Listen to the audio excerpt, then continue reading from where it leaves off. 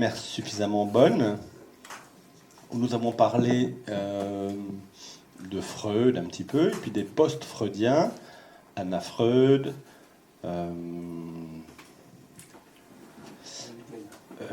Mélanie Klein, Winnicott, et puis John Bowlby avec la théorie de l'attachement, qui est encore très à la mode aujourd'hui, qui étaient des gens qui mettaient la relation mère-enfant complètement au centre de la psychanalyse, au centre de la psyché humaine. Ce qui structurait la psyché humaine, c'était la relation mère-enfant.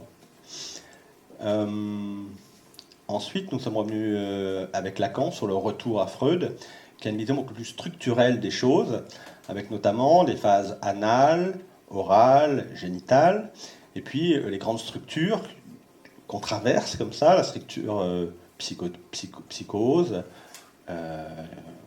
perversion et névrose. Et ensuite, nous étions arrivés au fait que Lacan, petit à petit, donc son grand slogan, c'était la forclusion du nom du père. Donc si le nom du père, c'est-à-dire la fonction paternelle, n'est pas arrivé finalement n'est pas arrivé à s'inscrire dans le développement de l'enfant, eh bien ça faisait la forclusion du nom du père. Le nom du père était hors délai, et ça veut dire que c'est la folie, c'était la marque même de la psychose. Et puis ensuite, le nom du père sont devenus les noms du père, et puis sont devenus les signifiants maîtres, c'est-à-dire que un travail, une idée, une tierce personne, beaucoup de choses peuvent remplacer finalement le père dans cette fonction paternelle. Et donc au final, nous revenions un petit peu sur cet élément central qui est la relation de la mère avec ses enfants. Et avec cette idée quand même, parce qu'il y a la grande différence, je pense, avec la psychanalyse freudienne et lacanienne, et puis la théorie de l'attachement, ou les choses comme ça, ou Anna Freud par exemple, c'est quand même que ça reste quand même au niveau de l'inconscient.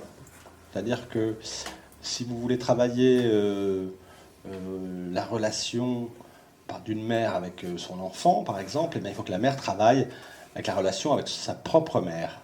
Et comment elle-même, elle a traversé, par exemple, le complexe d'Oedipe, comment elle est arrivée à elle-même se séparer de sa mère, pour ensuite pouvoir se dire, voilà, avec mon enfant, je peux lui permettre qu'il se sépare. Au niveau de l'inconscient et pas au niveau de super nanny. Un exemple que j'avais pris dans une première, mais je ne le reprendrai pas aujourd'hui.